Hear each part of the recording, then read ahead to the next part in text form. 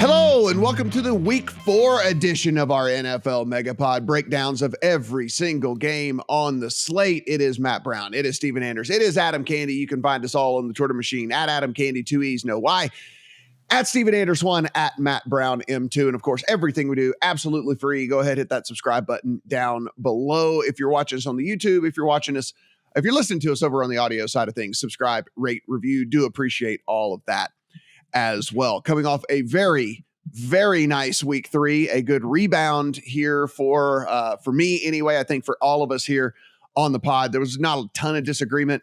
So a very nice week 3, hoping to carry that over here into week 4. Guys, before we get into some games, I do want to just talk about one macro thing that is kind of going on league wide here. Very small sample size, only through 3 weeks. We're heading into week 4, but scoring through 3 weeks in 2021 was just a smidge over 47 points a game.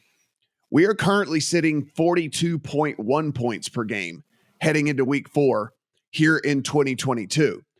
Adam, again, small sample size, but we're talking 5-point difference in the totals in games this year comparatively to where we were last year at this point. Now, obviously the totals have been adjusted at least a little bit throughout the course of all of these games. We'll talk about them as we get along. Lots of low totals as we go. Is it swung too far? What do you attribute to this? Is there anything that we can pull from this information as we move forward, trying to get any sort of edge here as we, try to make some money betting this week? Well, I think I would point to very specific situations that are causing much larger effects. Where's the elite quarterback play in the NFL right now? Where we've come to expect it, it's not happening. Patrick Mahomes had 1 good week. Tom Brady's had 0 good weeks. Aaron Rodgers is developing a whole bunch of new receivers and hasn't looked fantastic. The places we usually look for points, it's not happening. Mm-hmm. And so it just goes to show even more how much of a quarterback-driven league this is. So has it adjusted enough? I'm not sure. Honestly, I know that when I look at what I've played thus far, my unders have done better than my overs. Mm-hmm. And so I'm just going to go by my own results and say that I'm going to be leaning that way until further notice. Whenever we look, Stephen, I started to dig in a little bit further. My other just hypothesis here is that teams have continued to move to this too high safety look, and there's far less splash plays, and there's far less of these like giant bombs where we get guys in one-on-one coverage and it's just blown coverage, and we get the quick scores and things like that, and then everybody's trying to keep everybody underneath, and everybody's trying to make everybody dink and dunk down the field. Now, what we've seen over time is anytime defenses adapt a new way of going about it, it takes quarterbacks a little bit to adjust to it, and they end up figuring it out, and things should right the ship here somewhere along the way. But that's the only thing I can get to, right? It's just we're seeing a whole bunch more zone. We're seeing a whole bunch too high safeties. Just, hey, you're not beating us over the top. I don't care if your wide receiver does run a 4-3. Like things like that is kind of, again, just my hypothesis here.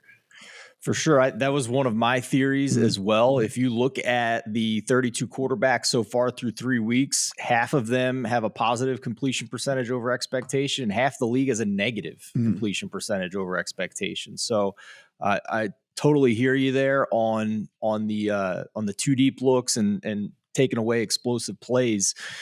The other theory I have is just offensive lines. I mean, these guys aren't playing much in the preseason. A lot of people that have been around the league a lot longer than I have feel like that it takes continuity and reps when you're putting offensive lines together, and you don't get as much live action in the preseason and training camp as you used to. So maybe that's part of it as well. But yeah, I am curious to see if this kind of levels off a little bit here, because you're right. It's not just the bad quarterbacks that we expect. I mean, Russell Wilson is 21st in completion percentage over expectation. So it's not just the bottom of the barrel guys. We will certainly continue to monitor the situation for you guys, because again, I mean, there will come a point where the adjustment is too much, right? And like, we will try to take advantage of that. We'll try to be ahead of that before the everything tips back the other direction. But just something that's very interesting to me. I mean, down a full 5 points from last year through the first 3 weeks of the season. If you didn't know, we got a London game this week. It is over Vikings and the Saints in this one. As we are sitting here, we did get a final injury report in this one. Again, recording this early on Friday morning, so not going to get full injury reports for everything here. So we'll just kind of talk mainly what we think is going to happen in the game. And of course, you'll have to react to any late breaking injury news. But this one we did get. And Jameis Winston is doubtful. Michael Thomas is out for the New Orleans Saints in this game. With that, we've seen any 2.5s that were still available gone. The 3s are there, and then now the 3s are juiced. We've seen it kind of bounce back and forth a couple of different times to 3.5 in favor of the Vikings. Adam, if we look at this one was one of the games that I jotted down over the week. The past one was the Thursday night game, in which when I see just some anomalies happen, I'll write down the game. I'll see what the line opens at. And if I think that there's too much going on, then I bet the game. So with the Saints, I'm sitting there watching the game.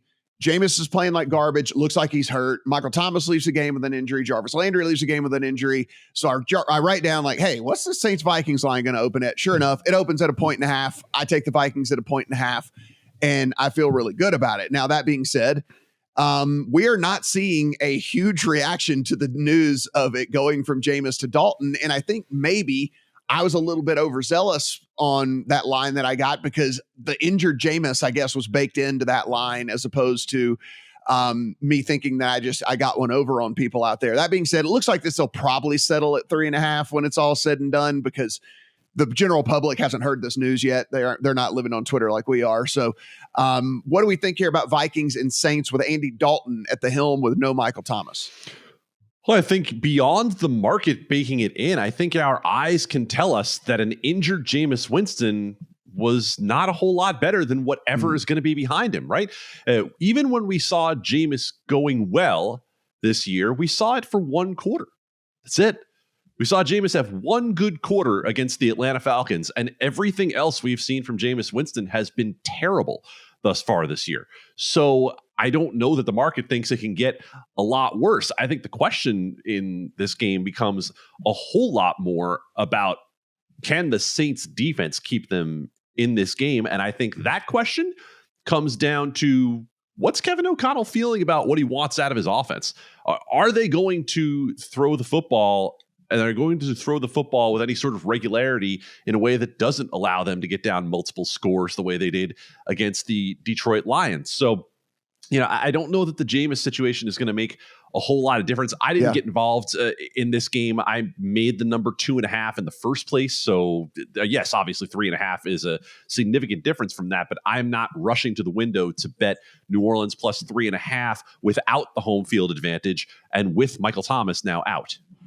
Yeah, look, the Dalvin Cook situation looks like he's going to go anyway, but that didn't even come into effect when I was handicapping this game. Alexander Mattison might be the best backup in the league, and the drop off is minimal, if any, whenever he's in the game. So that didn't come into the handicap at all for me.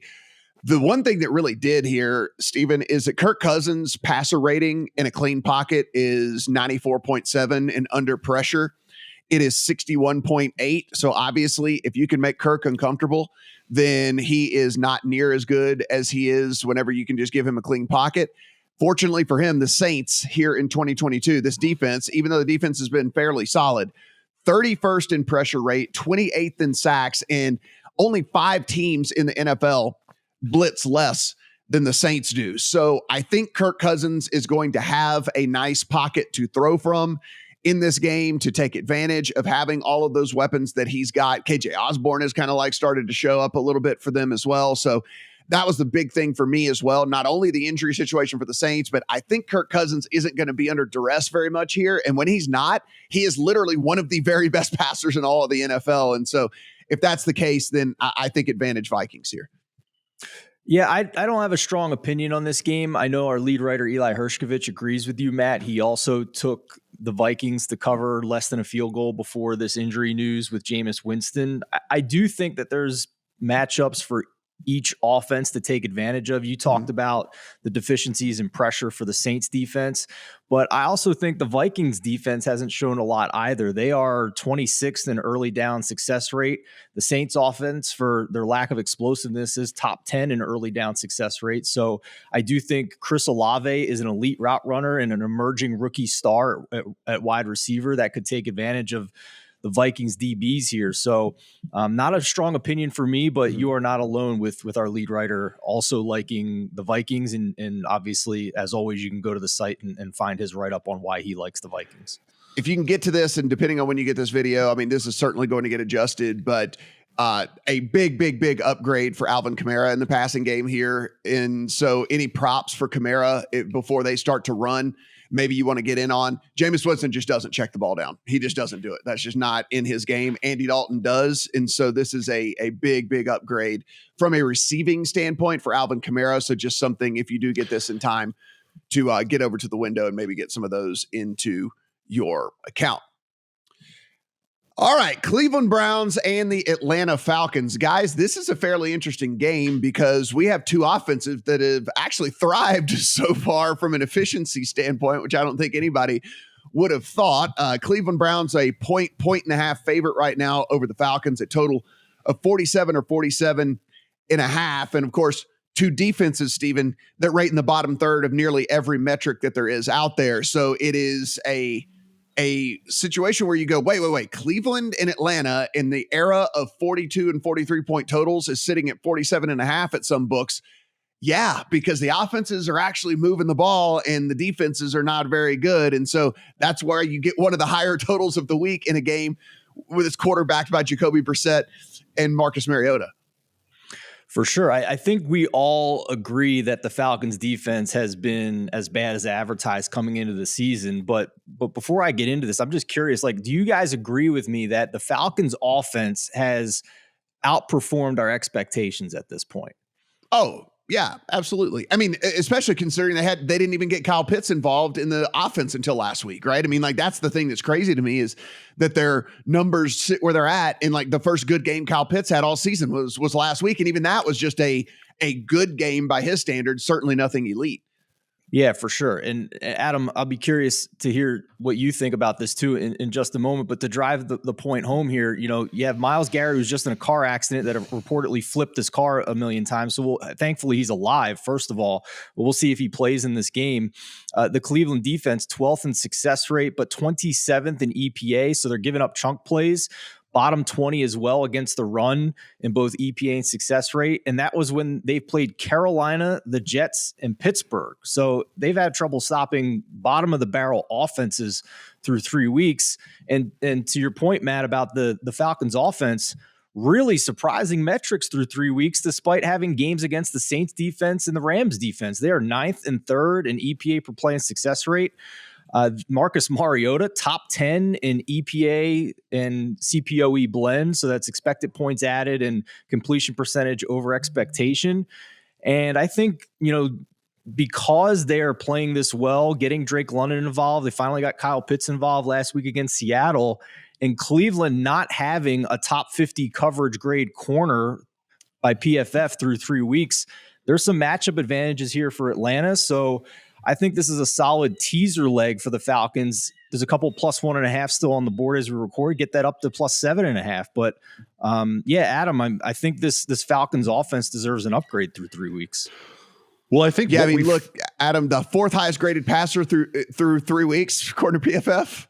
Jacoby Brissett is the fourth highest graded passer in the NFL through the first 3 weeks of the season. I don't think a lot of people would have thought that. He has, though, targeted David Njoku early and often, and Njoku is questionable for this game, along with Myles Garrett, along with Denzel Ward as well for Cleveland. You didn't even get halfway down the list when it comes to injuries. There's way more than that to report. We mentioned Myles Garrett already. Then there's Ward and Njoku. JOK might be one of the best linebackers in the NFL. He's questionable to go in this game. Batonio's questionable. Conklin's questionable. All of this leads me to where I would normally make this evaluation and why I haven't bet it.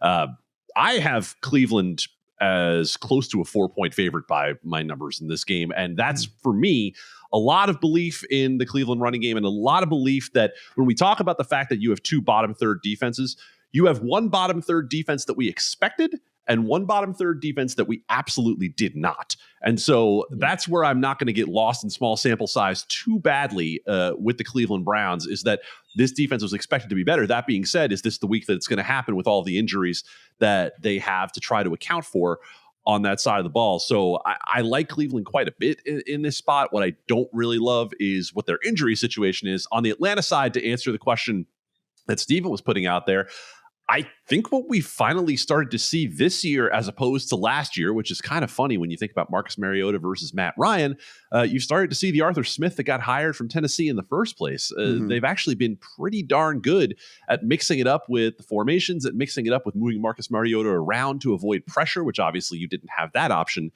when it comes to Matt Ryan. And Drake London's been outstanding as an addition to this offense to give them the receiver that they thought they were going to have with Calvin Ridley before he discovered the state of Florida. So, ultimately, I like where your head is at with a teaser leg on Atlanta just because of the Cleveland injury situation. That being said, if I were to bet this game straight and you told me that I had even relative health among the guys that I mentioned, I would be with Cleveland on the road. Yeah, I also have a Falcons teaser leg in this one. Took them up to 2.5. Took them up to 8.5. This was sitting 2.5. So the Falcons have gotten some love in this game. So I've got a Rams leg with the Falcons in this one. Again, I knew there was a lot of injury situation stuff going on. Honestly, the Myles Garrett stuff did, in fact, sway me to go ahead and put this in my account because I just figured, like, hey, look, this dude's not going to be able to play this week. Like, he's going to be all banged up, and that's not going to happen. And then with the other litany of injuries that they have, Garrett's not ruled out. So, he might actually play. So the handicap for me might go through the window here, but I'm still fairly confident that Atlanta's going to be able to move the ball and do some scoring here. There's just, again, one last little stat here from Jacoby Brissett. Not only is he the fourth highest graded quarterback according to Pro Football Focus here. He's only thrown one pick. He's got the same number or more touchdown passes as Aaron Rodgers, Matthew Stafford, Jalen Hurts, Kyler Murray, Tom Brady, and Russell Wilson. So he is in the same breath as those guys through the first 3 weeks of the NFL season. So just some interesting stuff in this one for sure. I think if I had to play it straight as well, I would probably still lean to the Brown side. But if you're going to give me through the 3 and the 7, I think that we can keep this thing within one score. So that's kind of how I'm looking at it from that standpoint. Another interesting game here for fellas, because we got to figure out who's real and who's not real. And that is, are the Dallas Cowboys for real, even with Cooper Rush at quarterback? Commanders and the Cowboys. Cowboys are 3-point home favorites, though this is starting to get a little juicy in a couple of places. We might be heading to 3.5 in favor of the Cowboys. 41.5 is the total. Now, Adam, if we look at this, I think that there is something very clear in this that we're all going to talk about here, and that is the fact that Carson Wentz has been sacked 15 times already on the season. That's tied for most in the league, and he's going up against a defense that has Micah Parsons, who has the most sacks as a team, has the most sacks of any team in the NFL. That seems to be the first and foremost place to start here is, can Washington figure out a way to keep Carson Wentz off of his back? And if that's not the case, then probably this is a one-way handicap. And you know what, Matt, because of that, let's talk about the other side of the ball with the Dallas Cowboys. Dallas right now is actually better offensively than we expected them to be. And no, I'm not buying into is Cooper Rush as good as Dak Prescott? Cool story, Phil Simms. But ultimately, they've managed to continue to move the ball with some efficiency, right? We've seen them be able to get it to Noah Brown in week 2. We saw it go to CeeDee Lamb in week 3. Cooper Rush is not making mistakes, and that's the biggest thing you can ask out of him. He's not missing throws badly. He's not causing turnovers. They still have managed to be able to run the ball with some efficiency, despite the fact that they don't seem to like Tony Pollard very much, even though he's a better running back than Zeke Elliott at this point. So I think as you evaluate this game, you look and say to yourself, okay, if Dallas has the ability to at least avoid mistakes and the pass rush can create the kind of situations that you referenced, right? The ability to get to Carson Wentz, then I think you look at Dallas and say, this is the stronger side at 3 or less. Yeah, Steven, if we look, the other thing about this is when he's not getting sacked, he's getting pressured. He's been pressured. Carson Wentz has been pressured 53 times already through 3 games. Like, it's crazy. And to make matters worse, obviously, as you would imagine with a guy like Carson Wentz, he's not good under pressure. He's the 24th ranked quarterback in the NFL whenever he is getting pressured. So not only is he getting sacked a ton, when he's not getting sacked, he's getting pressured a ton. It's just, for me, I know, listen, there was a very influential group out there that put out a play on Washington in this one. And that's why this line has not moved much further than it has right now. I mean, they took the 3 and a hooks that were available and took them with big money. And so I don't know if there's something they're seeing that I'm not. It's just for me, I understand that anytime we start talking Carson Wentz, I have blinders on. I'm completely biased when it comes to Carson Wentz. I think he's absolute garbage. And so I value y'all's opinion and stuff like this to make me wonder, like, what am I not seeing? Is this a bias that keeps coming into play here? Because even with Cooper Rush, to me, if he can't stay upright, then how the hell are the Commanders going to put the ball in the end zone? If I had to guess why that group made the play, it seems like a numbers play, because the opening line on this one in the summer, assuming Dak was playing, was Washington +5. And now you get to Cooper Rush and they're gobbling up 3.5 because they probably don't believe that the drop from a starter to a backup is only 1.5 points. But I would argue what you guys have said. Cooper Rush has looked pretty darn competent. The past 2 weeks, he's been top 12 in EPA per play and success rate among all quarterbacks in those 2 starts. And full transparency, I did bet Washington +3 on the look-ahead line based on the same logic that the number has not come down far enough from Dak to Cooper Rush. But he's looked good, man. I am absolutely terrified of Washington being able to protect against this ferocious Dallas front. They were destroyed by the Eagles with 9 sacks. Dallas is ranked higher than Philadelphia in pass rush win rate. And this is a bottom 5 pass block win rate offensive line for Washington. So numerically, it doesn't make sense potentially, but perhaps we were wrong about Cooper Rush and the value we should assign to him. Perhaps we are overlooking the complete mismatch in protection for Carson Wentz, and perhaps that we are not downgrading Washington enough from preseason expectations. When I already bet them on the under on the win total, I thought their market rating was ludicrous coming into the season to assume that Carson Wentz was an upgrade. So I think we're seeing a combination of things here, and I don't feel great about that look-ahead line that I bet. Yeah, it would be a Dallas or pass for me, not one that's in the account. That said, maybe a contest play for me. If we're just being honest, like maybe this is one of those that sneaks into the contest for me this week, and we just kind of watch and make sure that I'm not getting blinded here by what Cooper Rush has been doing. But boy, it sure does seem like he has a pretty solid grasp of this offense. And if Carson Wentz can't stay upright, then I just don't know how they move the ball. So I'm going to be, it's going to be Dallas or pass for me. Seattle Seahawks at the Detroit Lions. Detroit Lions are 4.5 point favorites right now at home. Seattle Seahawks sitting in this one, 48.5 on your total. Yes, a 48.5 total in a game quarterbacked by Jared Goff and Geno Smith. That being said, off we go again here. Adam, when we look at this, it's like, hey, what do we have? We have 2 shockingly good offenses and 2 not shockingly defenses that stink. And so that's the total for points. That's the formula for points. This is everything that you would look for here. The only problem for me is I wanted to play the Lions in Survivor. I wanted to play the Lions even maybe in this game at 4. Problem is without Amon-Ra St. Brown, who, by the way, has not practiced so far this week. We'll, monitor that and see what his status is on Friday. He's really been the thing that's made this offense go, right? I mean, and so without him out there even at 100%, I mean, if it's an ankle thing that kept him out of practice for 2 straight days, it's probably not very good for him. So that's what's kept me off of this. That's what probably will just have me watching this. That's what makes me not want to take the over in this, despite the fact that I think the Lions can probably score. If he was healthy, they could probably put up 30 on their own. I think Seattle would be able to easily move on this sieve of a defense and put up another 20-something points. I thought this was a dead over game, but I know to hold my whole handicap on one player, but really and truly, he's kind of been the glue for this offense. He's been the chain mover. He's been the splash play guy. So I just can't get there without him being healthy. So let's go to the other side of the ball then, because you've covered Detroit fairly well there. So let's go to the Seattle Seahawks and Geno Smith, who, again, we talked a whole lot about Geno Smith after week 1 and people writing him off, et cetera, et cetera. All right, well, let's use some small sample size grades to say thus far, Geno Smith has the same amount of big time throws as Kirk Cousins, as Tom Brady. He is ranked between Geno Smith is ranked between Patrick Mahomes and Kirk Cousins in PFF grade through 3 games. And that's not going to mean a whole lot in the long run, but against a bad defense in Detroit, it means something. And so I can understand why the 6s came off the board quickly at the beginning of the week.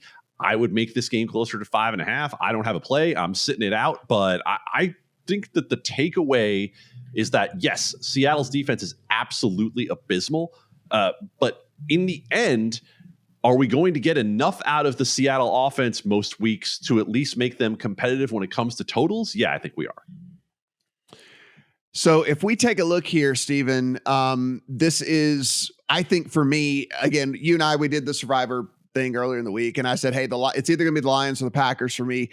It didn't get any better from a Lions perspective from an injury standpoint, so it's just going to be the Packers for me this week. I think you could still play the Lions if you had like 5 entries. I would probably put maybe 2 of them in on the Lions, but that's about it. And again, for me, I wanted to bet the Lions. I wanted to back them here. I just can't get there. I wanted to play an over in this one. This seemed like a dead over game. I can't get there either. Am I overreacting to this St. Brown injury? No, you're reacting appropriately. Coincidentally, before we started recording, I went back to our Survivor video and added a comment that I would no longer put the Lions as a Survivor pick this week because the Seahawks are live here, guys. I mean, that Amon-Ra St. Brown injury is enormous. He is Jared Goff's new Cooper Kupp. And DeAndre Swift was a big part of the passing game as well. And I think they're going to be fine running the ball. But you know who the number 1 quarterback is through 3 weeks in completion percentage over expectation? It's Geno Smith. It's unbelievable. I mean, low expected completion percentage because he's looking downfield, but he's got great receivers to throw to in DK Metcalf and Tyler Lockett. So, and against this Detroit secondary, I don't think that this is the week where that's going to regress to the mean, to be honest with you. So, again, transparency, I bet Seattle +6 right when the injury news was coming out about the Lions' weapons. But I think anything over a field goal here is still a good bet. And I think they're live to win the game, Seattle, in this one. And as it turns out, I mean, the irony here, the first time Detroit is favored in a game in more than 670 days, and it's been 26 games since they've been favored. And we're talking about how they're probably in trouble of losing the game outright. And I'm just not interested in backing the Lions as a favorite, especially when they're this banged up. And we can talk again in future weeks when their weapons are healthy and they're back to being underdogs. Yeah, I think this Lions team is one of those teams that you can only back when they're, at or close to 100% strength, because when they are, they're going to be able to put up points and they'll be able to probably be, just froggy enough to keep these spreads pretty close and stuff. I mean, we need them to win, we need them to win and cover this week if you wanted to back them. But most weeks are going to be underdogs, and most weeks I think they're going to be that team that if long as they're 100%, you probably aren't going to want to bet against them too often. But at less than 100%, and I need them to win by more than a field goal, I just think that's a little bit too much for me. If I had to play this one, it would be on the Seattle side. And again, I guess I would probably just pass completely on the total if it came down to it as well. So very interesting game, though. I do want to see if Detroit can do anything without St. Brown out there, who has, again, been the chain mover for this team without question. Tennessee Titans and the Indianapolis Colts. We have a 3.5 point favorite in the Indianapolis Colts at home over the Tennessee Titans.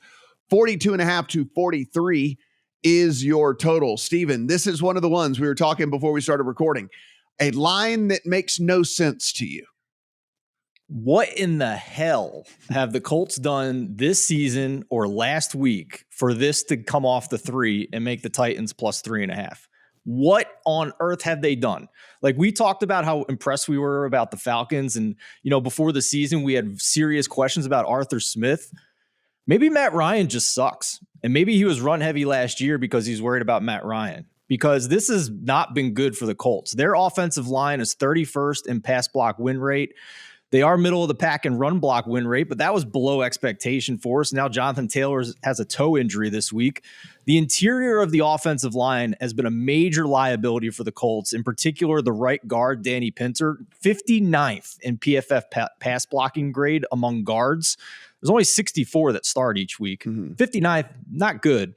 And despite the edge rusher injuries for the Titans, they still have a monster on the inside in Jeffrey Simmons, who's top 5 in PFF grade among interior defensive linemen, also top 10 in pass rush win rate.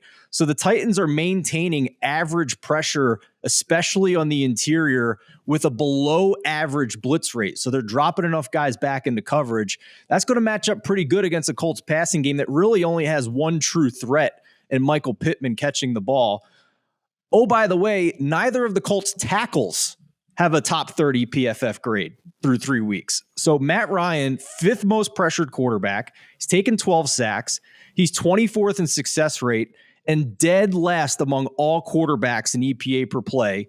On the flip side, Ryan Tannehill, I think's actually performed better than expectation. 11th and 9th in success rate in EPA per play. Easy bet for me for the Titans to be plus 3.5 here. And I even sprinkled a little bit on a money line parlay here with Denver this week. So, Adam, we take a look here and people are going to say, well, what are y'all talking about? The Colts beat the Chiefs last week. Well, look, one of the touchdowns was absolutely gifted, a muffed punt. It was a 4-yard drive that got them on the board with the touchdown. You add in 2 more field goals. And then they did have one really good fourth quarter drive. I'm not going to take that away from them. They went 76 yards. They got it done to get ahead, to get a lead in that game. That said, in between, you have Patrick Mahomes and this offense fail on 4th down. You have them a weird fake field goal thing. They have a missed field goal in there. I mean, again, a win is a win is a win. And certainly the Colts needed a win in this league. That said, that win was okay at best. That's like a C when it comes to how you go about winning a game. So I think that when people look, and if they're only looking at box scores and go like, yeah, dude, the Colts beat the Chiefs last week or something, there was more to that game than just the 20-17 victory. I will go ahead and take that 76-yard drive away at the end of the game, because the only reason that drive got home was because the referee decided that Chris Jones called Matt Ryan a poopy head, and because of that, the drive got to keep going. That was a questionable at best unsportsmanlike conduct call against Kansas City in a key situation that ended up changing the game. And so when you look at the fact that it took that for the Colts to be able to keep the drive going, then I think you understand exactly where the state of the Indianapolis offense is right now. Now, to the point about the Titans, I had the opportunity to watch all that game last week against the Raiders. And am I going to get the Titans offense I got in the first half, or am I going to get the Titans offense I got in the second half? Because in the first half, it looked a whole lot more like the Tennessee Titans that we have seen for the last few years when they had offensive talent. In the second half, it was abysmal, and it looked like every reason that Todd Downing has lost most of the jobs that he's had recently as an offensive coordinator. So, I don't know that I want any part of this game. I don't think that I trust Tennessee's offense enough. That being said, I am with Steven that the only way I would be involved, if I were to be involved, would be with the dog. Yeah, it's the same with me. I don't have anything in the account here. It would be a Titans or pass for me. Mainly because, again, I did watch that Colts game, the Colts and Chiefs game, pretty intently, and they didn't do anything in that game to make me think that this team is any better than what we've seen in the first couple of weeks. Like I said, gifted touchdown. 3.8 yards per play. 3.8. Yeah. Gifted touchdown, missed field goals, weird fake field goal. I don't know. It seems like Andy, we'll talk about that when we get to the Chiefs. It seems like Andy Reid might be losing his fastball or something, but there's it was a gifted win. And so for me, dog or pass here for sure. I'm curious what you guys think about the total, because even though we are looking at a very low total in 43, we've seen low scoring games. We know the Colts offense doesn't really work all that well. And then the Titans want to run the ball a ton. I mean, that's kind of how they are by far more efficient, is when Derrick Henry is kind of getting going. Is this an underlook in this game? Because that was the one thing that I almost pulled the trigger on, was more kind of an under type situation. I'm not great at totals, so I defer to you. I'm going to be honest. I mean, listen, you're always going to get transparency from me. Yeah. We're sitting right at the median number for the league this year, right? But we have 2 secondaries that I do not believe in. So I guess there's a chance that we could get some passing here, but I don't know, man. I suck at props. I suck at totals. I'm here to tell you who's going to cover the spread. Adam, am I just fishing for a bet in this too much, or does an underlook make a little bit of sense? I know where your handicap is coming from. I'm not betting it. And here's why I'm not betting it, because of what you just said, what both of us have said about Matt Ryan, right? When you get into a situation when you have a quarterback that bad, you're also risking turnovers and you're risking quick, cheap scores as well. True. So I think it's not necessarily to say that I think your handicap is wrong. There's just enough variance in there for me that I'll pass. Matt Ryan tied with Derek Carr and Josh Allen for most turnover-worthy plays through the first 3 weeks of the season. Chicago Bears and the New York Giants. This is, I see my screen lighting up. 2.5s that were there for the Giants, if you wanted those, are gone. It's 3 now. 3 now across the board for the New York Giants. So if you do want to back the football Giants, it's going to cost you a full field goal. A total of 39.5 in this one. Adam, it is your New York football Giants. And listen, you and I were kind of texting back and forth in this, and I still believe this. I went and watched the all 22 of this game. Like I rewatched this stuff. Daniel Jones, for what it's worth, people can make the argument to me if you want to all day long about whether you think he's the long-term answer, whether you think he is a starting quarterback in this league, all the different things like that. This particular game, this particular past week, I don't know what more you could have asked out of that guy. He did everything humanly possible to try to keep them in that game. He avoided several sacks that would have been on other quarterbacks. He would have been sacked 5 more times if he wasn't as athletic as he was. He picked up first downs with his legs. He didn't throw ill-advised passes. By the way, everyone, nice pass, Daniel Jones, to end the game. The receiver fell down. I mean, like the game, as far as quarterback play, you cannot pin on Daniel Jones, in my opinion. And so, I mean, do we assume then in this game that the Bears are going to be able to get as much pressure on Daniel Jones as the Cowboys were? And my opinion is no. And so that at least piques my interest from a Giant standpoint. I can understand why. And to me, I think it's a matter of looking at Daniel Jones versus looking at, are the circumstances around Daniel Jones going to change a whole lot? And I don't think that they are. And that'll keep me off this game entirely because of this. As a Giants fan, I'm going to tell you something. For the first time in about 5 years, I actually cleared out my schedule to watch a Giants game start to finish and root for them to win as opposed for them to lose for draft picks. Hey, what was your reward? My reward? I'll tell you what, Steven. My reward was actually that I saw a plan in place. I saw an idea in place. I saw that Brian Daboll, I think, is going to get this team going the right direction. He simply does not have the talent to get it done right now. It's just not there. And even in the spots where it should be there, they spent a top 10 draft pick on Evan Neal. Now, look, I'm not going to go right off Evan Neal at right tackle, because if you wrote off Andrew Thomas after year 1, then you would be pretty disappointed in what the ultimate evaluation is, which is that Andrew Thomas is pretty damn good. But last week, Evan Neal got eaten alive by DeMarcus Lawrence. Daniel Jones wasn't good in part because his front side was not an option at any point during the day. And as Matt just mentioned, when it was an option, on that last drive when the Giants were going down trying to tie the game, he had a drop from Sterling Shepard. He had a drop from Kenny Golladay. And then he had his receiver fall down on the last play. So Daniel Jones is not going to get any help, and I don't think that's going to change this week. I don't think, no matter how bad the opponent is, that's going to change, because, look, we don't have a lot of respect for this Carolina team, and the Giants needed a 50-plus yard field goal at the end of the game to beat them. Now, is the Tennessee win going to start to look a little bit better? Maybe, but we've also seen that Tennessee in the second half has some sort of issues right now, and I think they point back again to the offensive coordinator, Todd Downing. So I'm not going to play it. I do, as a Giants fan, believe that by the second half of the year, Matt, when you talk about the alt wins that you have on the Giants and the fact that they already have 2 in the bank, I do think you could be talking about a team that is live to finish with 7 or 8 wins this year. But I think it's going to take some time to come together. And I don't even know, against a bad opponent, and Justin Fields is horrendous right now with the Bears, if that's going to be enough. Steven, the thing for me, and the reason I haven't pulled the trigger yet on this one, and I probably won't, Leonard Williams didn't practice again on Thursday. He, not being on that defensive line, we kind of saw that really come into play against the Cowboys this past week. And with Chicago, we know what they're going to do. They might run the ball 50 times in this game. Like literally might run the ball 50 times in this game. I mean, this past week, Russell Gage had 12 catches for the Bucs. Tom Brady threw the ball and and Russell Gage caught it 12 different times for the Bucs. All of the wide receivers for the Bears combined have 11 catches on the season.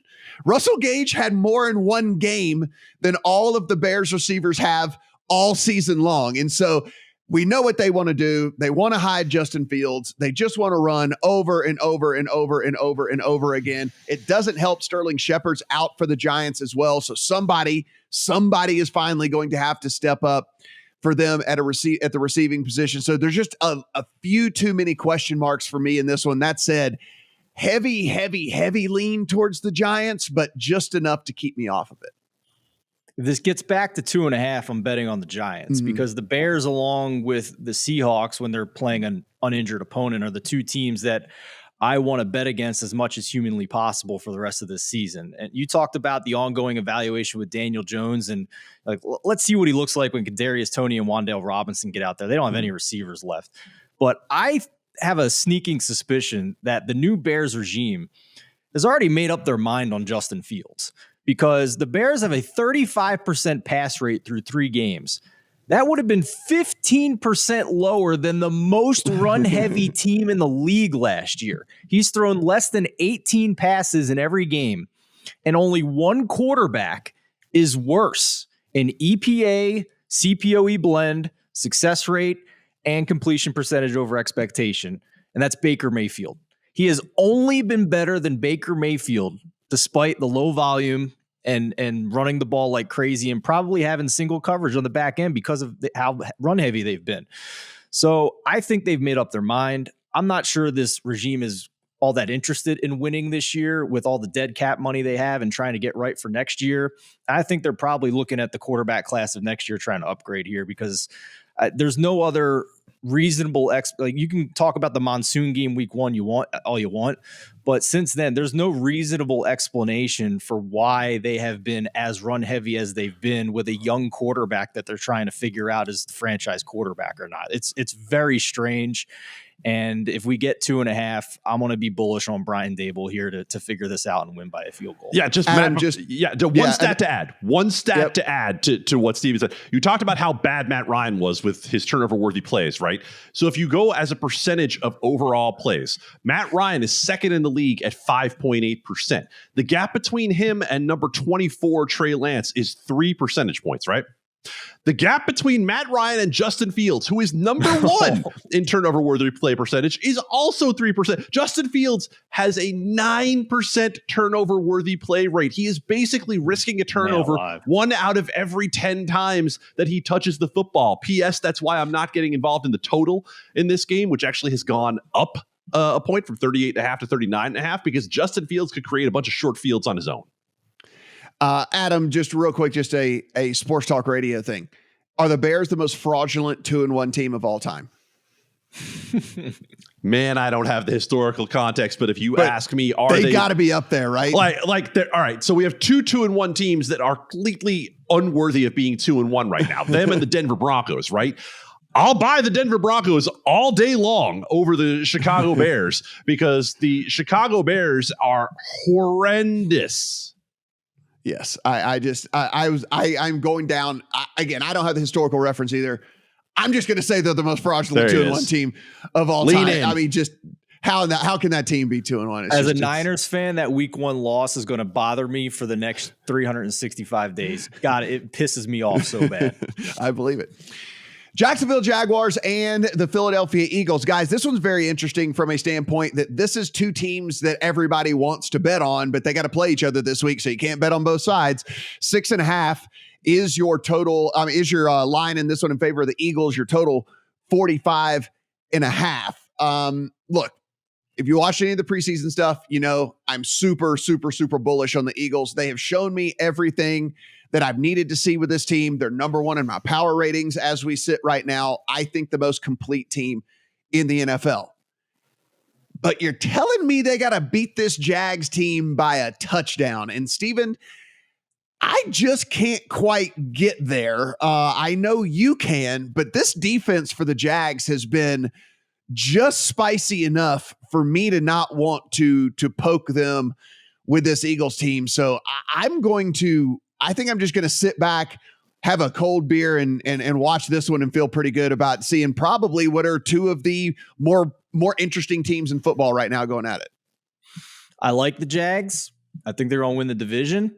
They are above average in my power rankings as well, but I think we have to at least question the context of their past two wins, especially now playing who is one of the top three at worst across our entire staff, and at best, as you said, the number one team in the league this week, who have no question marks about the past 3 weeks that they've played and how fantastic they have looked. So the context for the Jags the past 2 weeks, obviously a ton of major injuries for the Colts. They blow them out. Great. Last week against the Chargers, major injuries at every key position you can think of for the Chargers. Credit the Jags. They took care of business and blew them out. That's fine. If we're going to look at this spread numerically, though, Jacksonville on the look ahead before all of those Chargers injuries, we're going to be more than a touchdown favorite. More than a touchdown underdog against a completely healthy Chargers team. And I should even preface that a little bit. They were actually down Keenan Allen and JC Jackson when that look ahead came out. So more than a touchdown underdog with a couple of key injuries still for the Chargers. Now they're less than a touchdown underdog against the team that looks even more powerful, even stronger than the Chargers did before they had all of those injuries. So I am going to bet on the Eagles to cover 6.5 here because that's how high I am on them. And I at least still have some question marks about how legitimate of a team the Jaguars are and whether or not they should be in that top 10 tier as this spread would imply. So, Adam, here's the thing. And listen, the defense for Philadelphia has been absolutely fantastic. And I don't think anyone's going to question that. Darius Slay probably at this point in his career is maybe the best shadow corner there is in the NFL and all that. That being said, Darius Slay does not travel to the slot. He has run one coverage all season long from the slot, right? Literally has only covered one snap from the slot all season long. Christian Kirk runs 77.4% of his routes out of the slot and has over the course of his career. So what we are looking at here is the best receiver for the Jags and the one that they've actually found a really good rapport, him and Trevor Lawrence, running against what is likely to be Avonte Maddox. And he's fine. He's certainly nothing that you're going to avoid or you're throw away from or whatever. Darius Slay, you just don't throw in his direction, right? I mean, he's that good right now. So I'm not as convinced that the Eagles are going to be able to just lock down this Jags offense as a lot of people are, because everyone's going, oh, they'll just put Slay on Kirk and blah, blah, blah. And no, you got to look in a little bit deeper. That's not where Christian Kirk runs his routes out of, and that's not where Darius Slay goes and covers. And so I don't think that this is as cut and dry of the Jags aren't going to be able to move the ball. So I think you guys have covered the sides very well here. I make the game Philly 7. I think the number is right where it should be. What I want to talk about is the total, because I don't understand the movement on this, and I'm going to need some help, Matt, from you in particular to understand here. For a game that because I suck at totals. There you go. For a game that opened 48 to be down at 45.5 with two of the most efficient offenses in football, two of the top 8 by DVOA. Jalen Hurts, by just about every Pro Football Focus metric, has been one of the best, if not the best, quarterback in the NFL thus far. We've seen the Jaguars prove to be fairly explosive on offense. I don't get the total movement here. The market is moving in a direction that I don't understand. And again, we talked at the top of the show about how everything overall is going under in a way that it hasn't in the past. Is it more respect for these defenses? Is it in some way a fading of who the opponents have been for the Jaguars? How do you see that having moved? Because the only way I'm leaning here is over. My guess was that some of it at the beginning of the move was this A.J. Brown stuff, because he missed 2 practices in a row earlier in the week they were listed as personal reasons and listed as, excused or whatever. But again, AJ Brown missing 2 practices for the Eagles this week. I think maybe people looking a little bit further and seeing that, oh my gosh, this Jags defense is actually legitimate. And I believe they're legitimate. I've watched this team maybe closer than any other team so far this season, just because I did want to see. I feel like this team's talented. Like, I feel like this team's got the pieces there to be pretty decent. And so I've been trying to figure out if maybe my opinion on them was just a little bit too high. And so I actually think this defense is pretty good. And I actually think this defense is enough to cause a little bit of disruption, a little bit of havoc here for Jalen Hurts. Now, that being said, the problem is he just has so many different weapons. I mean, like, if they can't run the ball, which, by the way, Jacksonville's run defense has been one of the very best in the NFL, first overall DVOA, second overall according to Pro Football Focus. So, I mean, it's not a joke here. Everybody sees what's going on with this run defense, but, you know, through the air, he's got AJ Brown. He's got Devon Smith. He's got Dallas Goedert.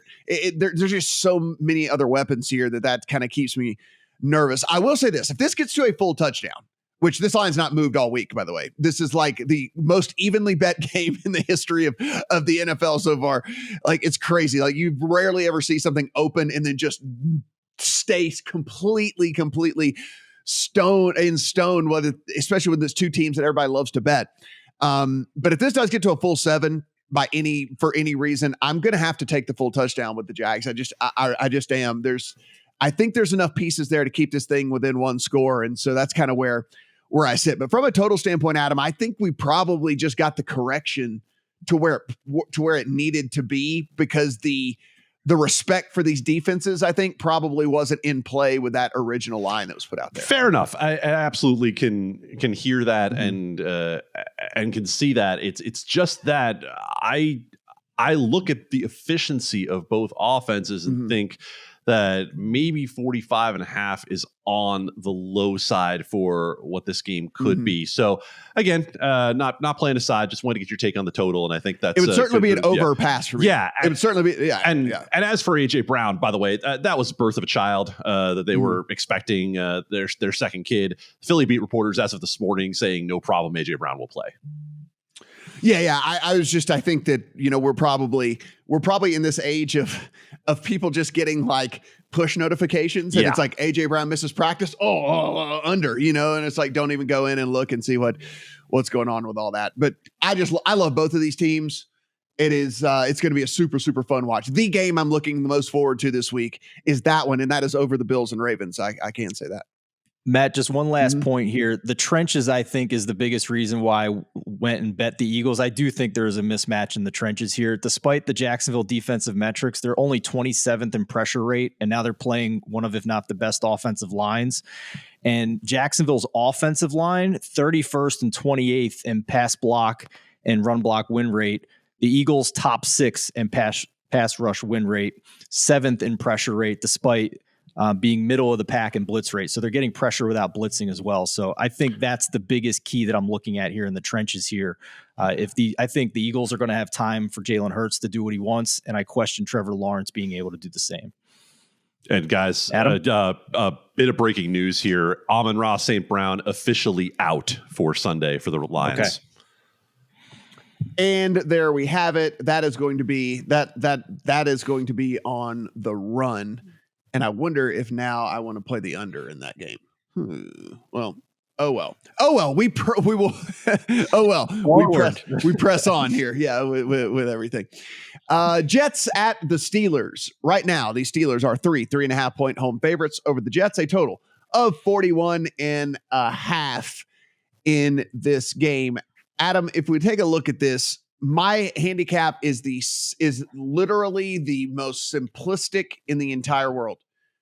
Are the Steelers 3.5 points better than any team in the NFL right now? And I don't know if I can get there. I understand we hadn't seen Zach Wilson. We don't really know what he's going to be capable of when he gets out there, but I am having a very hard time getting to the Steelers being 3.5 points better than anybody in the NFL right now.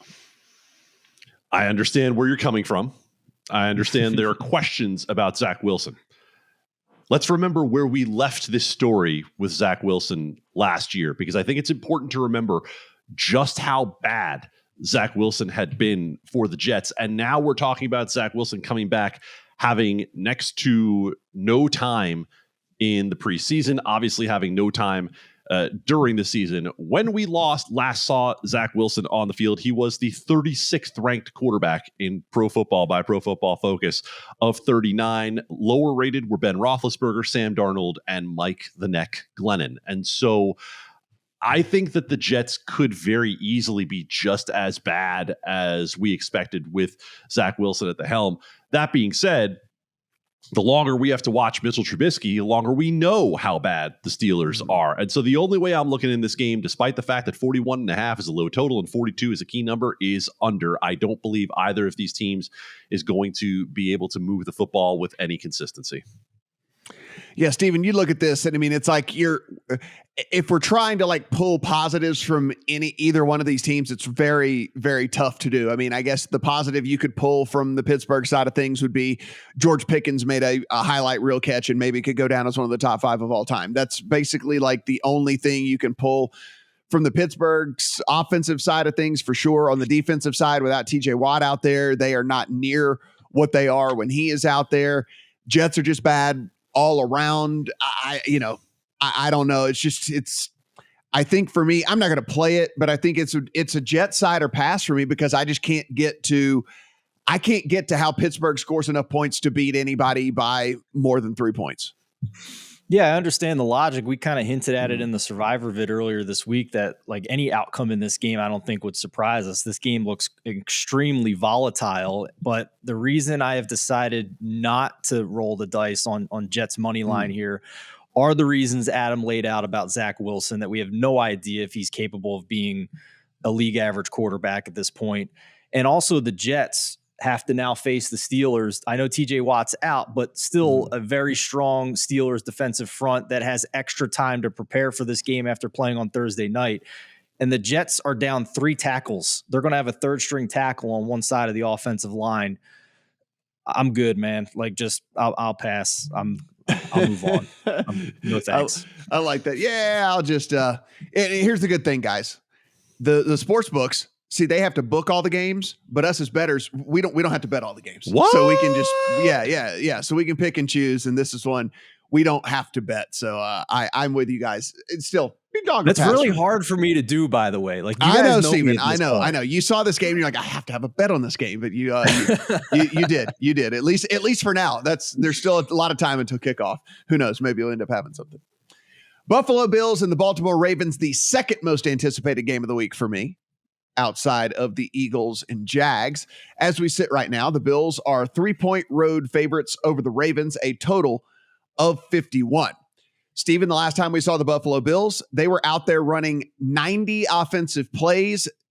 We saw Josh Allen drop back 63 times in the game. And somehow, despite the most lopsided box score you might ever see, they were not able to win the game against the Miami Dolphins. With the Ravens, what we've actually come to see, which is very interesting, the knock on Lamar Jackson for the longest time was the dude was not accurate enough to be a quarterback in the NFL. Well, through the first 3 weeks of the season here in 2022, he is one of the most accurate quarterbacks in the NFL. He's the most accurate quarterback throwing into tight windows in the NFL. And for all of I'll step up to the plate. Whenever I'm wrong, I'm wrong. For all of everybody's preseason opinions of, hey, where are they going to throw the ball? There's no wide receivers on that team. How are they going to be able to move the ball? Well, he just throws to Mark Andrews every single time. And that's worked out pretty well for them. So two really good teams here from an offensive standpoint. The big thing, obviously, injuries on the Bills side of things, and just the Ravens defense has been a sieve so far. So that's why we're sitting with the total at 51. I want to start with a futures bet first, because I am a firm believer that Lamar Jackson should already be the favorite to win MVP. And you can still, I think, find a 7-1 out there with him as the fourth choice. I think that's valuable. And I already have a beautiful Jalen Hurts 55-1 ticket from the summer. I think I'm going to add on to that portfolio this week with Lamar Jackson at 7-1. He is in incredible. He is amazing, and he's already proven that he can win MVP, and the voters are receptive to betting on a dual threat quarterback despite not having gaudy passing yardage statistics. So it's already been shown that he can do it, and he's doing even better this year through 3 weeks than he was in his MVP season. Now for the spread. You have to ask yourself, are the Ravens 5 points worse on a neutral field than the Buffalo Bills with this secondary and how banged up they are?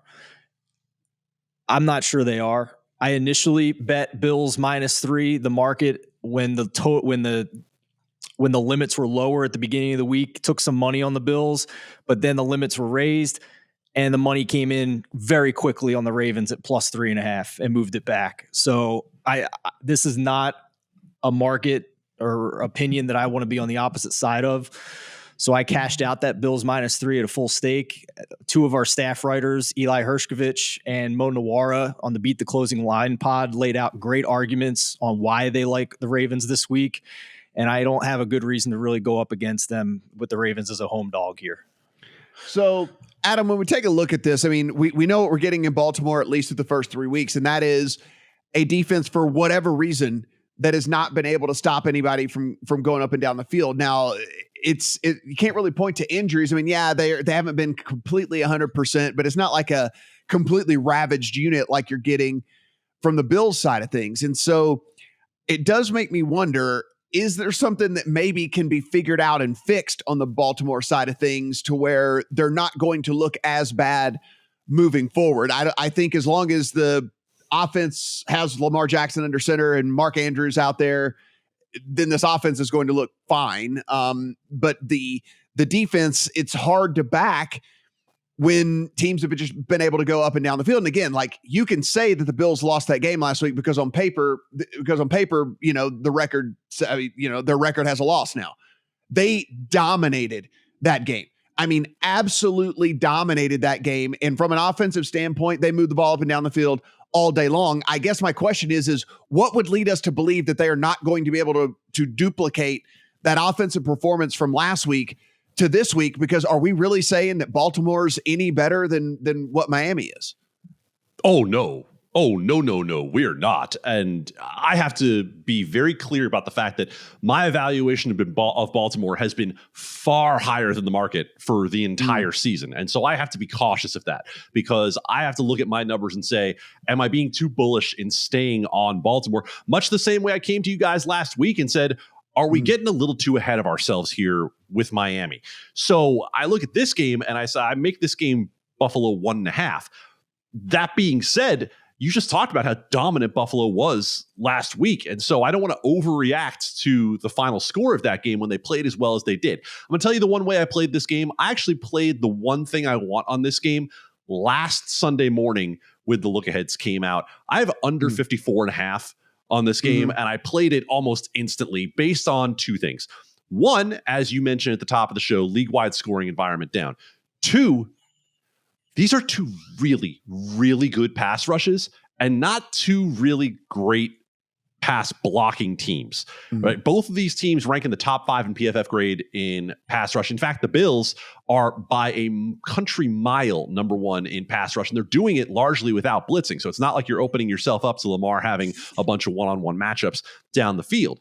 Well, the Ravens are 11th in pass block. The Buffalo Bills are 24th in pass block grade. So I think what you're going to see in this game is that I'm not sure either of these quarterbacks is going to have the amount of time that they do. Maybe you end up looking at this game as a game to play rushing props on the quarterbacks, even though you're going to see higher numbers on Allen and Lamar Jackson naturally. But ultimately, that's why I got involved on under only at the bigger number at 54.5. I'm not here to tell you to go try to find a number that doesn't exist in the market. That being said, I don't think it's the worst at 51 either. Yeah, I can totally get there. And I mean, here's the other thing about this, right? So with all of these injuries for the Bills, one thing that we saw last week as well, and I think that will carry over to this week again, is because they're just coached so well and they're schemed up so well, that they are able to still keep everything in front of them just by the way that the defense has been schemed up, right? Like, we thought, hey, look, you're missing your entire secondary. Tua and the Dolphins are just going to be able to go up and down the field on you all day long. That was not the case at all, right? I mean, and that is because they are so well coached and have such an incredible scheme on the defensive side of the ball. They're able to keep everything in front of them. They're able to make sure that they're not getting burned, and they can make you kind of get out of your comfort zone a little bit. Do I think Lamar will figure this out? Will he run a little bit more? I think there's all of that in play, but all of that leans towards more what you're saying anyway from an under perspective. And we know if there is any key number in totals, 51 would be it. So if you did want to play the under, you would want to be doing that now with all of that. But I mean, it's just, I think the scoring environment here does at least lend itself tiny bit more towards a little less scoring here. Guys, I'm super, super excited about this game. I mean, if Buffalo can handle business with the injury situation they've got going on right now, I think that any questions we might have had coming out of last week, which I didn't really have any, to be honest with you, the offense performed perfectly fine and the defense held Miami down for the vast majority of the game, despite the fact that they were playing 4 backups, right, and rookie corners out there. But Steven, if Buffalo, just as a macro conversation here, if Buffalo goes out and handles their business here against the Ravens, who everybody seems to be a little bit higher on again than maybe even I am, doesn't this pretty much solidify the Bills, even as well as the Eagles have played, that the Bills are really the team to beat? 100%, especially if they do it with how banged up they are on this injury report this week. That's the big thing. And if they don't win the game and they have a lot of these key guys either clearly playing hobbled or not playing at all, then I'm not sure I'm going to rush to judgment on the Bills not being one of the top 2 teams in the league. That's kind of where I'm at. Gabe Davis, their number 2 receiver, downgraded from limited to DNP Wednesday to Thursday. 2 guys on their offensive line. One has a concussion. The other is limited with an elbow. So, I mean, arm injury, elbow injury, not the best when you're an offensive lineman trying to block. So we'll see. Those are the 3 guys in particular that are important to me for this Bills offense going into this game, in addition to all the secondary stuff we talked about. And Adam, one of the things you just mentioned, which I think is something important, like you were looking at look ahead lines, you're looking ahead, you're looking whatever. So here we are right now with a game next week for this Bills team against the Steelers, who again, I think we're all pretty down on when it comes to the Steelers. If the Bills happen to lose this game or look not all that great, again, against a Ravens team in which we think is still pretty good, this could be the ultimate buy low spot on the Bills against this Steelers team next week. Like I would be looking at that opening line, at whatever that opening line is when it comes out against the Steelers, and it could probably present 13, by the way. I think it's 13. But what I'm saying is if the Bills look bad this week, I mean, if this thing comes in under double digits, this is going to be a fantastic buy opportunity on the Bills. Oh, without question. And if you think Pittsburgh can put up even 14 points on this Buffalo defense, you can get me on the team total there. All right, the Chargers and the Texans, man, this sucks. I have so many Chargers futures. I had such high hopes for this team, and now it's all just falling apart. They're 5-point favorites on the road over the Texans. It is a total of 44.5 to 45. Steven, what can we really say about this? Lindsley, left tackle, goes on. Rashawn Slater, left tackle, goes on IR. They're battling. Keenan Allen had to leave practice on Thursday, even though it looked like he was trying to go again. You got the rib injury with Herbert. J.C. Jackson can't find his way out on the field. Corey Lindsley's been beat up. I mean, there's just it's injury after injury after injury after injury here with this Chargers team. Bosa goes on IR. He's going to have surgery on his groin. It's a shell of the team that we thought we were going to get. I get why they are just a 5-point favorite over the Texans, and I think it's probably appropriate. One of the first games I scratched off of my of the list this week. Any handicap of this game, I think, is a guessing game, right? I mean, with all the injuries that the Chargers have, the Texans have been putrid. They couldn't even, I guess they scratched out a push if you got the 3 last week against the Bears, who I think is one of the 2 worst teams in the league. How can you, any opinion you have on this game is just projecting out a theory, because there's no way to know what this incantation of the Chargers is with all the key injuries they have at important positions. So I suppose you can make an argument that you're buying low on the Chargers, despite how banged up they are, because they are playing the Houston Texans, but I still have the memory in my head of the Chargers losing to the Houston Texans late in the season last year when the Chargers were playing meaningful games. If they win that game against the Texans last year, they don't need to beat the Raiders or tie the Raiders in the last week of the season to make the playoffs. So, yeah, no, hard pass, man. Yeah. I mean, I don't know. Hard pass on this. Adam, as we sit right now, the Chargers are either the third or fourth most popular pick in a lot of the survivor pools out there. And listen, I've had some fairly big cojones in my plays so far in Survivor. You would never, I mean, I cannot fathom in a million years playing the Chargers this week in Survivor. It just doesn't make any sense to me at all as to why you would do that. I mean, again, a quarterback with the rib injury, Keenan Allen has to leave practice, all the stuff on the defensive side of the ball, or whatever. Like, do I think the Texans win? No. If we're talking about this game, guys, like next week, and we're talking about the drastic fall from grace from this Chargers team because they lost to the Texans, would I be absolutely shocked? I would not. So I am, I can't even believe I'm saying it would be a dog or pass type situation. I would need 6. I wouldn't take 5. Like, I would need to get onto the key-ish number of 6 or something. But if this thing somehow got to 6, I actually would be tempted to play the Texans, but I don't know if that'll be the case. I have absolutely nothing to add to this game. You guys have covered it all. Oh, I do have a bet. I forgot. I do have an angle. Oh, I bet. forgot. It's like tangential. It's like tangential. Okay. It's not the Chargers or the Texans, but I went out and bet Chiefs minus 105 to win the division because everything has cleared the road for them in this division. That's true. The Raiders look like crap. The Broncos are underperforming versus expectation, and the Chargers are just the walking wounded. So I thought minus 105 was a pretty darn good price at this point to take on the Chiefs to win the division. It's only 105? Wow. There's 105 left, I believe, at our show sponsor, BetMGM. When I bet it yesterday, we'll see if it's still there come the weekend. The Denver defense is legit. That's the only thing I would say about that. That's fair. It is. The offense. Yeah. Broken. Yeah. I think, yeah, we'll talk about them in just a minute.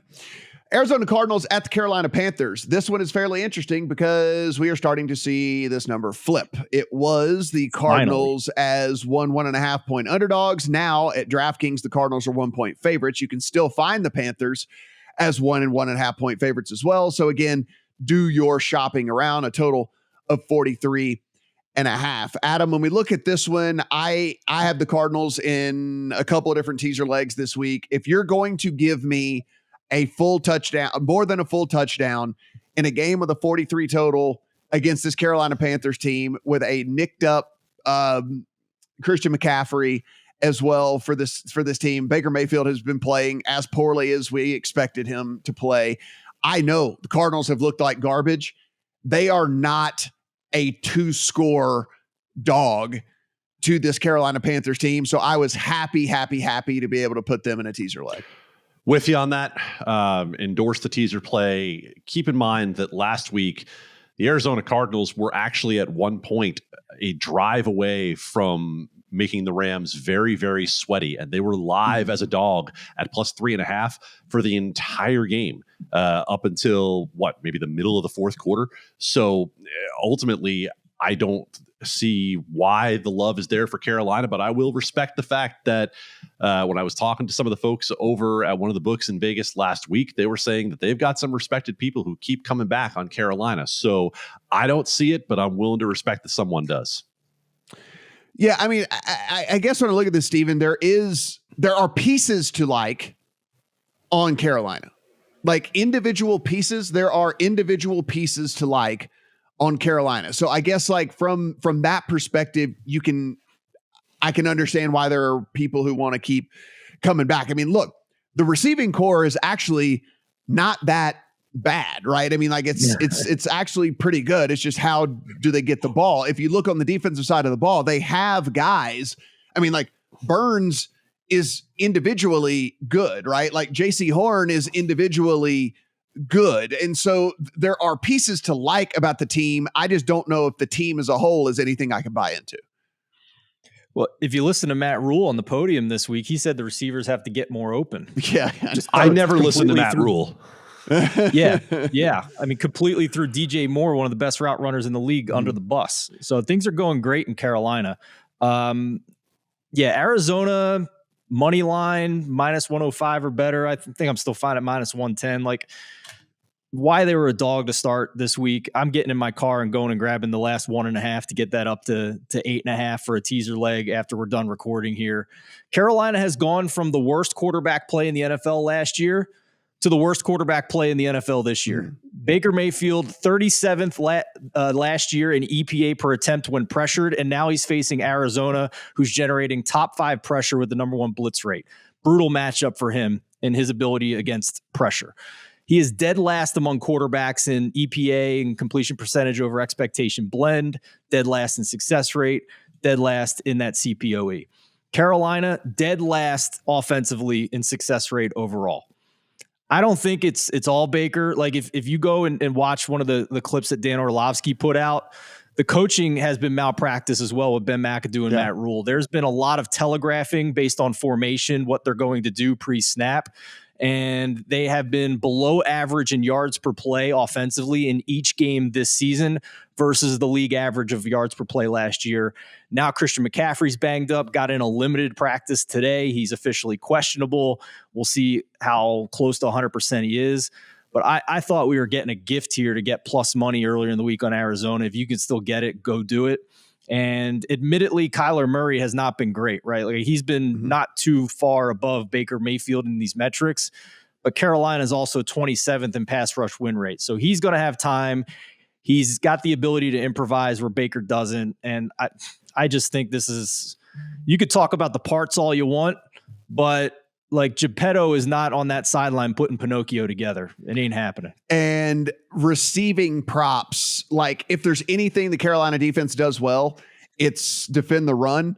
And so it wouldn't surprise me if Kyler Murray has 45 attempts in this game or whatever. So, you know, when it all comes down to it, passing props for me, overs on attempts, overs on completions, maybe overs on receptions for some of the guys on his side as well. Those are all things I'm going to be looking at for this game, because again, like, if you are the Cardinals at this point, the way that your team has performed, do not do what Cincinnati did on Thursday night. And despite the fact you're averaging 2.4 yards per carry, run Joe Mixon into the center of the line 22 times in the game. Don't do that. Don't do that to James Conner. Just go out there, use Kyler Murray, use those receivers, and take the path of least resistance here. Because again, the secondary so far for Carolina not been good, and that is something that I'm going to that I would be taking advantage of in this one as well. All right, fellas, this one is a game in which I am super, super, super curious, because it's the only big spread of the week. And we've got the Patriots and the Packers, with the Packers as 9.5 point. This had gotten to 10. This had gotten as high as 10.5. There was instant buyback on 10.5. And so we sat at 10 for a while. Now we're under the double digits. Steven, this is a game in which we know Mac Jones likely to not play, even though he tried to throw out there that there was a chance he could play. I think if you're a Packers backer, you would love for him to play in this game, because a dude with a severe high ankle sprain trying to throw against your team is certainly something you would want. But the total reflects what we were getting in this, 39.5 to 40. Packers defense has been pretty good so far. Packers offense work in progress. I'm just wondering if you think the number's too big.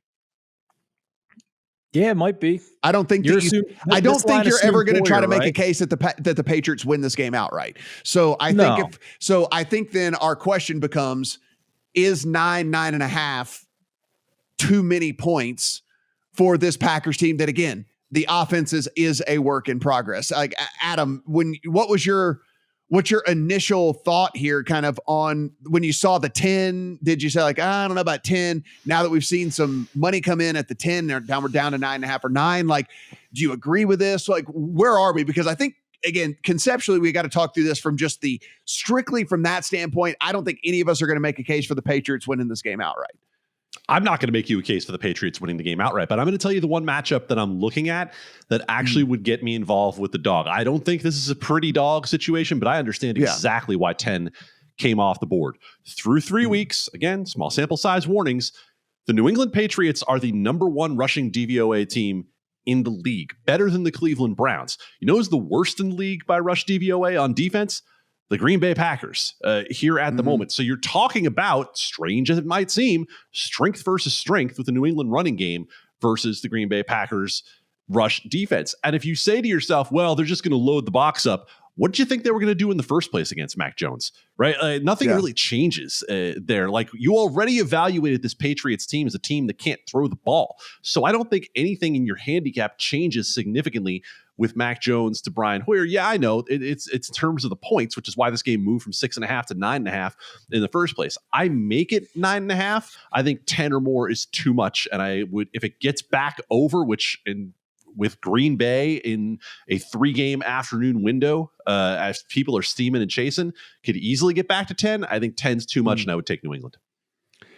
Steven Jair Alexander, questionable. Eldon Jenkins, questionable. Bakhtiari, questionable. Lazard, questionable. So there's all of this like out there for this Packers team as well. So, I mean, it's not like they're coming into this thing completely 100% either. Y'all know, I am so far down on the Patriots that I couldn't be further down on the Patriots. If this thing does pop 10 again, I think I have to take advantage of it. Like, I think that there's not a lot of confidence in me that this Packers offense has anything to blow anybody out. I don't care what team it is. I'm just going to ask you guys a very simple question. You answer yes or no. We'll start with Matt and then go to Adam. The Packers closed as a 9.5-point favorite at home against the Chicago Bears. Are the Brian Hoyer Patriots better or worse than the Chicago Bears? Matt? Yeah, I know. I mean, they're better for sure. Yeah, they're without question better, and the total in this game is similar at 40, and I think you can expect more out of the New England offense than you could out of anything Justin Fields is going to do. So, I also just realized that I told you I'd ask a yes or no question. The answer was not yes or no. So that's fine. Great job by me. Great journalism by me. No worries. But I mean, I honestly think though, guys, I mean, I guess we're kind of all on the same page here. If this thing gets back to double digits, we probably pull the trigger, huh? I'm tempted. Yeah. My concern is on the flip side here with the New England defense against the Packers offense, because I think that the Packers are starting to figure it out with the passing game. It's going to take time, obviously, but looks like he's developing chemistry with the rookie Romeo Doubs. They should have scored 21 last week. They couldn't run the ball on the Bucs defense, but nobody really can. Mm-hmm. Rodgers with a respectable 7.3 yards per attempt against that elite Bucs defense. New England is 31st defensively in rush EPA and success rate. So a chance for a big Aaron Jones, AJ Dillon game here this week. So I'm not sure. I don't know if I want to bet on Brian Hoyer, man. Like, I don't know. Like, there's so many other great options this week. And you keep telling me I don't have to bet the board every week. True. So maybe it's just I sit back and watch and maybe I get a good number in game on the Packers that's better than 9.5. Denver Broncos at the Las Vegas Raiders. And Adam, I don't need to tell you who the only who the only 0-3 team is in the NFL. That is the Las Vegas Raiders, 2.5 at home, favorites over the Denver Broncos, who I can only assume we would say probably the most disappointing team in the NFL through 3 weeks. I mean, like, the expectations, I don't think we're sky high for this team. They were certainly not like, hey, we're talking about the Broncos as one of the worst teams that we've watched through 3 weeks of the season. 45.5 is the total here. Adam, I threw the Broncos in a teaser. I have no qualms about doing that. I think that this defense is still very, very good. And eventually the offense has to figure something out somewhere along the way. Listen, it can't get worse. It's as bad as it can possibly be. So I can only be getting a better version of the Broncos offense moving forward, because it cannot be worse than it has been so far. And so if you're going to give me 8.5 points against a Raiders team that has underperformed so badly so far, I'm going to take it. I might live to regret it, but I think the Broncos in a teaser leg is a pretty strong play this week. Wrong team's favored. And I Damn straight. I think I have this game probably 4 to 5 points off market. And that is from someone who thinks that Nathaniel Hackett has proven in 3 weeks that he should not have a job next year. So that's how down I am on Denver. Should tell you that's how down I am on the Las Vegas Raiders. Now, I think teaser leg is the way to go because of the uncertainty that Nathaniel Hackett introduces into every decision that the Denver Broncos are going to make. So 8.5 on Denver. I see no way Denver loses this game by more than a score because of the elite defense. 5th in terms of overall defensive DVOA. And on the other side, look, we've talked about how bad the Broncos offense has been, and it has been every bit of that bad. The Raiders defense has been abysmal. Max Crosby has continued to do Max Crosby things. However, Chandler Jones has 5 pressures through 3 games. And they might be down both Rock Yassin and Nate Hobbs, their 2 starting cornerbacks in the secondary, and their 3rd cornerback coming into the year who wasn't good in the first place, and Anthony Averett is already out. They don't have anybody who can cover whatsoever. So any way you look at this game, you say to yourself, where's the advantage for the Raiders? You want to say, oh, well, Dan Orlovsky said that Derek Carr can't find Davante Adams. Now they're definitely going to find Davante Adams. Patrick Surtain disagrees, right? Like they've got reasons to believe that they can cover Davante Adams, and Derek Carr has looked terrible. The line has looked terrible. They keep continuing to change the combinations on the offensive line every week. If you're going to say that you like the Raiders at home, someone's got to tell me what matchup is it that you like that the Raiders are better than the Broncos. I can't see it. If you look at this, Stephen, I mean, it's there has to be, again, we might be proven wrong that this Denver team is like in the upper half of teams, but their red zone offense is dead last in the NFL. It is still a team that has Russell Wilson, no matter what. I think Russell Wilson might be on the decline, maybe even faster than we think, but he is still not one of the bottom quarterbacks in the league. Any team that has Russell Wilson and Cortland Sutton and Jerry Jeudy and Javonte Williams and Melvin Gordon, like you should not be dead last in red zone offense. So like that has to regress at least a little bit towards the mean, a little bit on the positive side of things here. And like, again, this defense is so incredibly stout. I just, again, maybe I'm drinking the Kool-Aid here of that there's still something in the tank for Russell Wilson, and this offense really is going to get things together here. But I can't get there with the Raiders being a favorite this week. I have to double down on what Adam just said, and I'm going to say the same thing I said about the Colts. What in the hell have the Raiders done to be 2.5 points better on this spread versus the opener in the summer and a full point better on the look ahead? What in the hell have they done? They generously should be 1-2 at best. And this is a team that I think was just rated incorrectly from the very start. There were expectations with some big flashy moves that they made in the offseason to bring them in. But this is still the luckiest team in the NFL last year to make the playoffs. They could have easily been 7-10 just as much as they were 10-7. How did they go 10-7 last year? Let's do a little refresher on this. They were 4-0 in overtime games, the most wins in overtime games in NFL history. They were 5-1 in games decided by a field goal or less. They were 7-2 in one-score games. They were 7th in fumble luck. They won 8 games in which they trailed at some point, which was the second most in the NFL.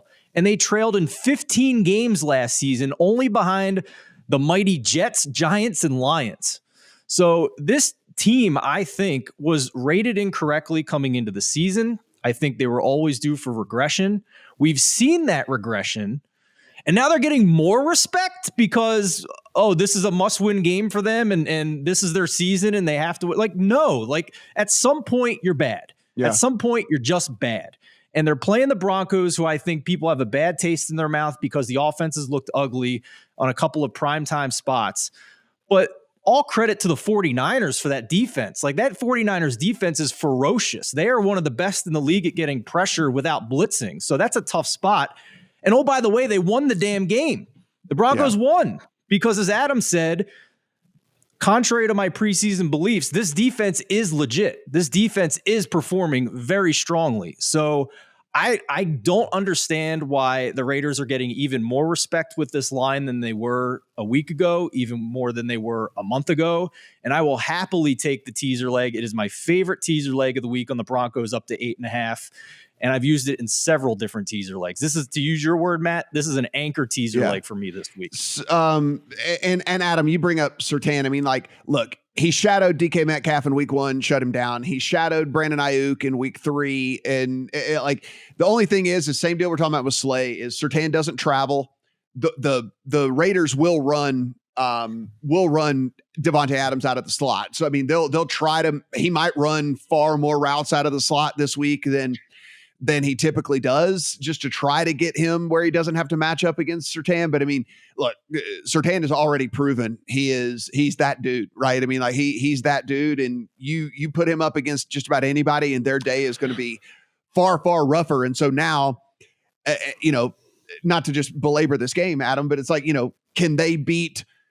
can the Raiders beat the Broncos with Darren Waller, right? I mean, like, can they beat I don't know, man. It's very tough for me. Think about it this way. Hunter Renfrow is still in concussion protocol, not likely to play, hasn't practiced this week. So maybe you do see Devontae Adams in the slot more. Maybe you ultimately see the Broncos decide to double Devontae Adams and put Patrick Surtain on the other side against Mac Hollins and take him completely out of the game. Yeah. I don't see a way for the Raiders to be able to scheme around what the Broncos defense can do to them. Yeah, it is. And last point, Matt, historically here, like, real news, fake news, you guys decide. But I think it's at least an interesting note. The Raiders are 0-3 and a favorite in their 4th game. Since 1989, only 35 teams that's been the case. They've covered only 32% of the time. Like, this, real news or fake news, use trends all you want, but combine that with, fake news probably, but just drive the point home here, Adam, that this matchup, to everything we've said, looks great for the Broncos, and yet for some mind-boggling reason, the Raiders are still getting respect. It makes no sense. Sunday Night Football, Kansas City Chiefs and the Tampa Bay Bucs. As we sit right now, the Bucs are 1-point home favorites, though we are seeing some pick'ems start to pop in this one. The total sitting 45.5 to 46. This has been a very, very talked about matchup. Of course, Patrick Mahomes versus Tom Brady.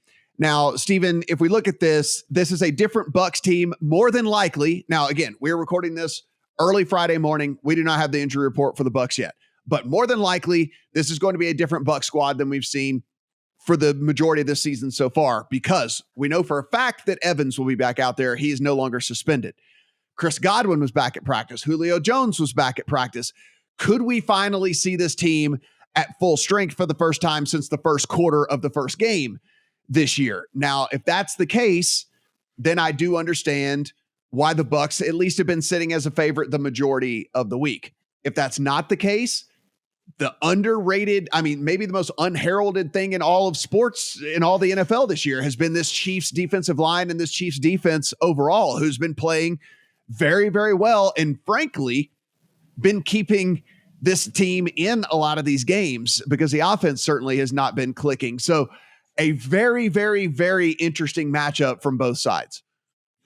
For sure. I think that the one matchup that stands out to me is the Bucs defensive front against the Kansas City offensive line. I think that that offensive line has not been great for the Chiefs, despite expectations coming into the season. They are 30th in pressure allowed is this Kansas City offensive line, and they're facing a Tampa Bay defensive front that is probably better than the one that dominated the Chiefs in the Super Bowl a couple of years ago. They are 6th in pressure rate through the first few weeks of the season. They are number 1 in defensive EPA. This is not a good matchup in the trenches for the Chiefs offense. So this could be a carbon copy of what we saw in the Super Bowl a couple of years ago, with so many like pieces coming back in this one. And on top of that, we think it's clear that the market agrees with that, with the health of the Bucs coming in. I think you just have to draw a line through what the Bucs offense did the past couple of weeks with Tom Brady throwing to friggin' Cole Beasley and company. So, I mean, good matchup here for the Bucs defense, and a reason to be bullish on the Bucs offense with health. I have made but one bet in this game, and it is a yes on an interception from Patrick Mahomes. I got plus money. It is now sitting even money if you wanted to play it at DraftKings. So the over 0.5 is even money.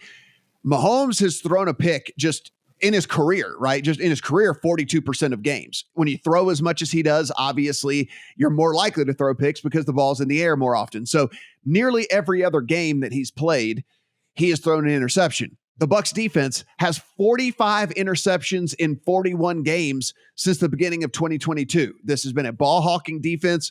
It is a defense that is very opportunistic. And then, Adam, we throw in the fact that Patrick Mahomes should probably have about 3 more interceptions this season, if not 4 more, because he has been very, very fortunate on the injury luck situation. That's the only bet for this game I have in the account right this second. Now, I want to see the full injury report for Tampa Bay before I end up making a decision. We'll have a standalone Sunday night video on the channel as well, so be sure and tune in for that. But it is something for me where I do wonder if this Bucs defense might be a little bit too much for this version of the Chiefs. So think about what we've seen out of Kansas City thus far.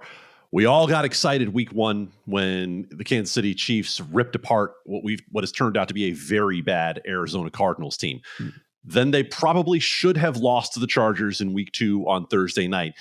And given a rest advantage going into Indianapolis last week, we watched them derp it around for 60 minutes and managed to lose to that Colts team. So I make this game by the numbers a pick, and I only make it a pick because of the health concerns for Tampa Bay. I'll tell you guys, I have bet on Tampa every week thus far. And even though I lost with them last week, I still believe I was on the right side last week if they don't fumble the ball twice at midfield when they were starting to move it along. And despite how poorly they played, they were a 2-point conversion away from tying that game and sending it to overtime. That Tampa defense is legit. We haven't seen anything of what the Tampa Bay offense can be. Now, again, look at that offensive line. It's going to be more of a struggle for Brady. Period. End of story. He does not have the same talent along the offensive line that he's had in the past, but he also doesn't have the receivers to win matchups. And that's the bigger problem for what he's had. So ultimately, I haven't placed a wager on this game. I'm waiting for the final injury reports to come in, but I have a strong lean toward Tampa for a 4th consecutive week. Same with me. I think so long as the injury report comes out favorable for them, I'll be on Tampa side, especially if now that Kansas City's taking money. I mean, like that seems like music to my ears in this one. It just, for me, Tom Brady, if there's anybody in this league that can deal with having a poor offensive line, it's Tom Brady. He knows how to get the ball out of his hand fast. He knows how to sit there and like look, and they've got that little look that they do, him and his receivers, bam, all the different things like that. So I am with you guys. I think this will be a Bucs or pass for me, but a super interesting game. We'll be looking for that injury report. Again, we'll have a standalone video for Monday Night Football as well. Don't have any of those injury reports, so want to make sure that we're giving you the most accurate information as we go along for that one. But guys, it has been a pretty good first 3 weeks here, looking to build on what we had last week. I'm super, super excited here for several games this week, and hopefully we continue on in your Survivor if you're playing out there. Again, I'm likely just going to be on the Packers this week. I'll play the chalk and move on. I'll deal with stuff further from there. If you want to follow Adam on the Twitter machine, at Adam Candee, 2 E's, no Y. You want to follow Steven, at Steven Andress 1, me, at Matt Brown M2. And of course, everything we do, absolutely free. Subscribe, rate, and review on the audio side. And if you're watching us on YouTube, hit that subscribe button down below and let us know in the comment section what's your favorite bet of the week. What game do you want us to maybe talk about a little bit more? All the different things like that. We will try to get in on the comment section as well for everything. For Steven, for Adam, I'm Matt. Good luck on all your bets in week 4.